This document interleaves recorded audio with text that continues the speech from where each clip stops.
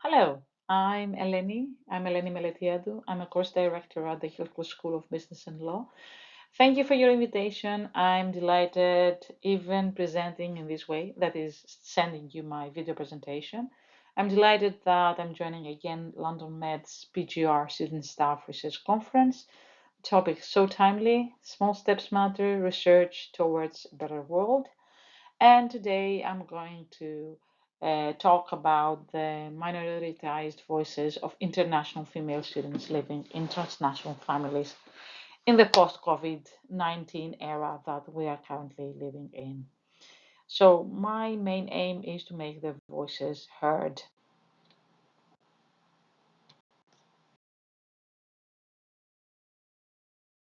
So basically, this is an overview of my presentation. I will first talk about the study, then I will explore the research methods with you. I will discuss the preliminary findings as this is an ongoing study. We are currently analyzing the findings. I will talk about limitations. I will discuss the implications for research and practice. I will talk about the further development that we are seeing regarding this study. And finally, you can see my reference list just in case you're interested in conducting a similar research or on your own. So, although transnational families are not a new phenomenon, they have only gained academic interest in recent decades.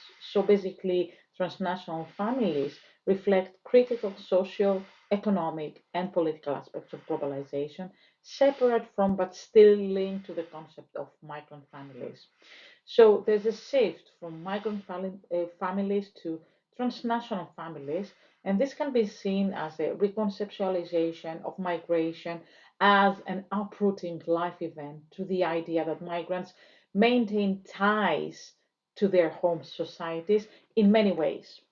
So, higher education institutions in the UK have recently welcomed an increasing number of international students, especially women, who face numerous challenges as they have to leave their families physically but maintain contact digitally.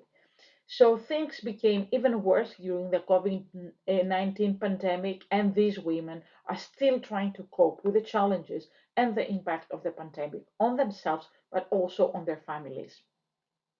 So Bryson and Vorella were the first to define TNFs as families that live some or most of the time separated from each other, yet hold together and create something that can be seen as as a feeling of collective welfare and unity, namely some kind of familyhood, even across national borders. So after an initial rather narrow focus on families from lower social families, from lower social classes and disadvantaged contexts, recent research has revealed a wide range of transnational families realities that cut across social class, reasons for migration, and geographical distribution. So this study explores the experiences of women who choose to migrate to study abroad and of women, hopefully refugees who study in the UK. Initially, basically, I wanted to touch upon refugees, but now I decided that I would focus on just women who want to migrate. So the geographical distribution can also vary from families spread across just two, sometimes even neighboring countries. So this is a binational to families dispersed over different countries and continents. So this is multi-transnational. And families, of course, that include highly mobile migrants who move from one place to another, for example, due uh, to uh, to their job. So transnational families have become embedded in polymedia environments where various media are used to maintain family ties, transforming not only how families communicate, but also how they imagine themselves and how they organize their lives. So several researchers brought forward unpublished evidence that the COVID-19 pandemic represents another intensification for the use of digital communication tools in transnational families. Several factors in society indicate that the profile of transnational families and the realities they face are changing sharply and rapidly, affecting not only transnational families themselves, but also European, national, local social policies, and the whole social and societal field. They also affect higher education institutions as they tend to welcome an increasing number of, especially female students, living in terms of transnational families.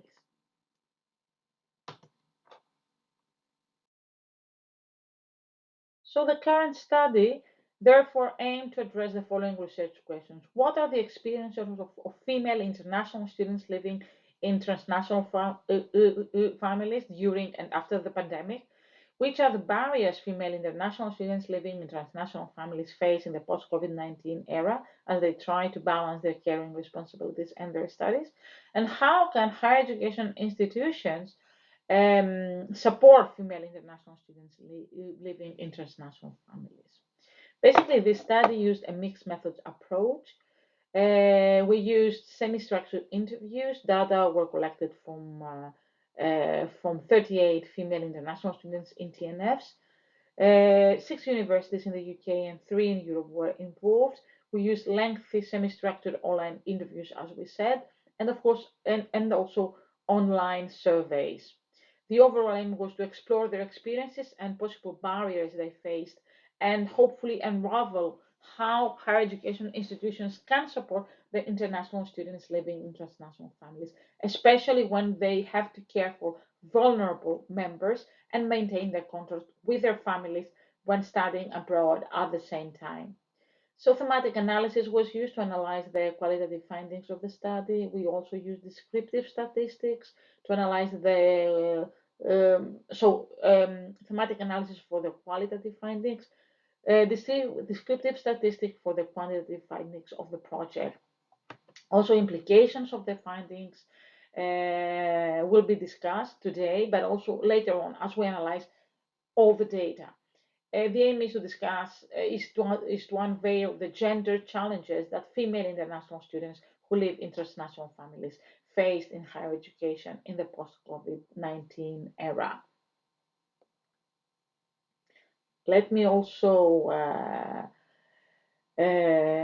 say at this point that we used, as I said, SPSS to analyze our findings, our quantitative findings, and thematic analysis.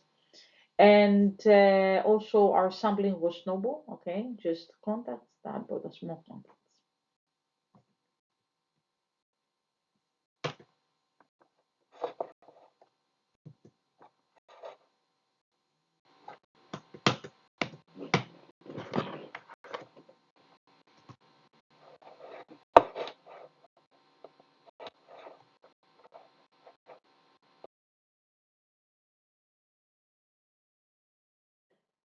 So preliminary findings show the enablers and the challenges that the students are facing.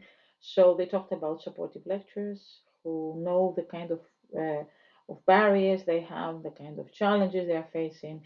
If, for example, we have mothers who have their children in other countries, or they have elderly members of the family that are there and require support, and this sometimes does not allow them to concentrate as much as they would like on their studies. They also talked about the possibility of flexible learning that would allow them to travel to their countries to be able to see members of their family and possibly do some of the studying or also some of the also attend their lectures from there for some particular phases when, for example, they need to support them. They talked about numerous challenges they are facing, for example, health problems, either their own or their families. Let's keep in mind that the COVID is not over, so people that are vulnerable are still facing a lot of issues regarding health and mental health as well. They talked about the financial issue, the financial challenges they face as they They often have to work here in order to support their families and study at the same time. And they also talked about unemployment, particularly in terms of the COVID-19 era, where they were not able to work and support their families while they studied. So let's have a look at the limitation. We were not able to see the long-term effects of, for example, COVID-19 on students. This study basically, the interviews were conducted during 3 months. So we would like to see the longer terms and maybe have a second kind of interview after a year from now, for example, to see what is happening regarding the impact of COVID-19 on these students.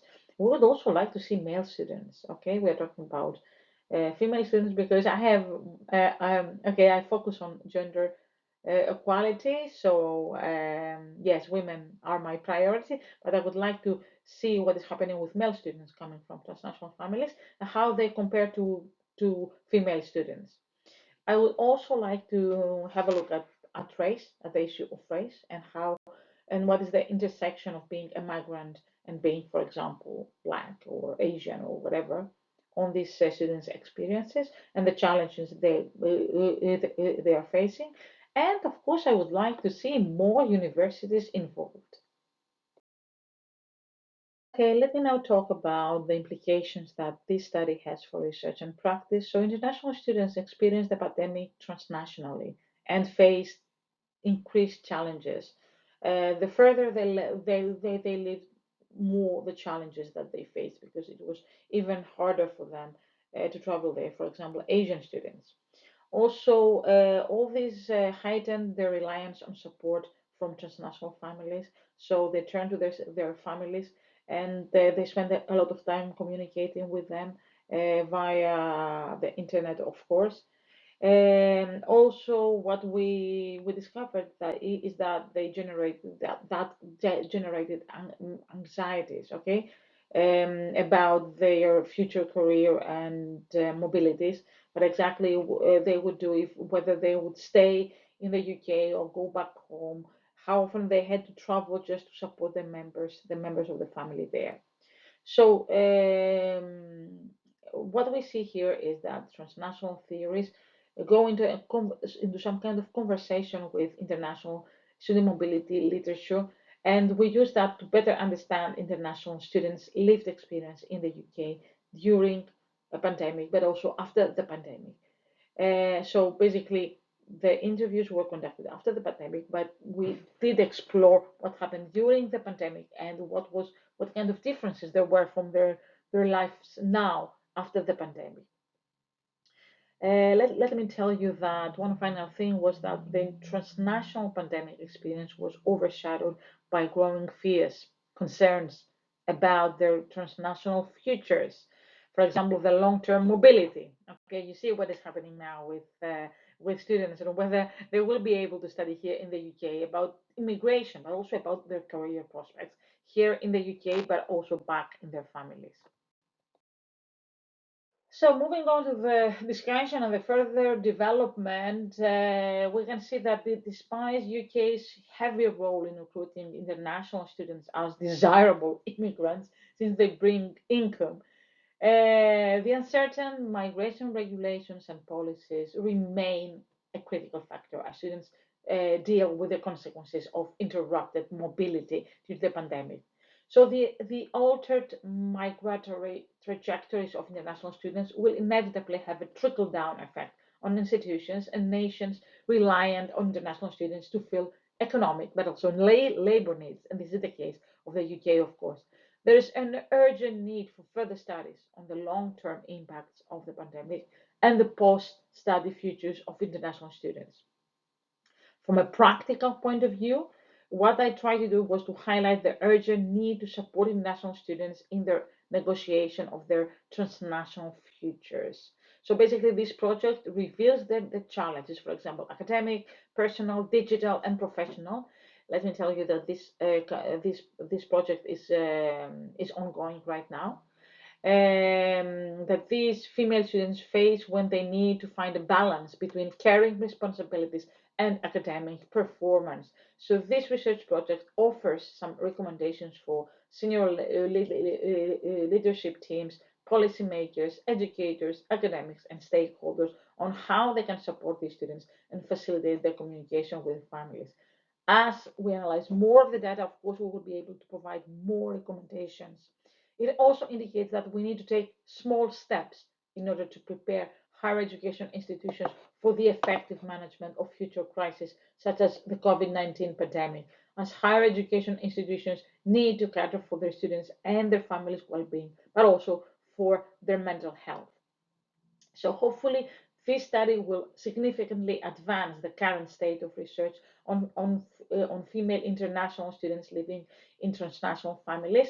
It will provide insights into the impact of the COVID-19 pandemic on these students. Let's keep in mind that the pandemic has both disruptive and beneficial effects on female international students living in transnational families. So the project will lead to a better understanding of the challenges that they are facing, but also that their families are facing.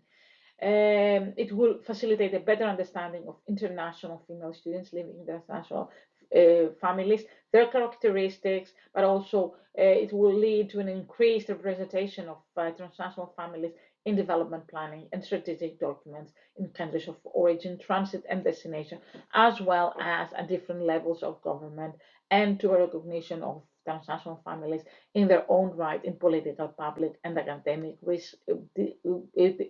discourse. Let me tell you that small project, is related to a bigger EU-funded project that I'm very proud to be a management committee member. And we believe that in this way, this study, and but also the project as well, in line with the major actual European frameworks of social domain, including the European Pillar of Social Rights and the EU Child Guarantee, as well as the upcoming European Care Strategy and the policies on migration, will support research that has been conducted in this area. So the project intends to raise awareness of the potential of information and communication technologies for mutual social support among TNF members. In the long term, identifying interventions that can improve the family life and academic performance of international students in international families is exactly what we intend to do. Hopefully, it will also help higher education institutions support the increasing number of female international students and their families and support their academic development, well-being, and mental health.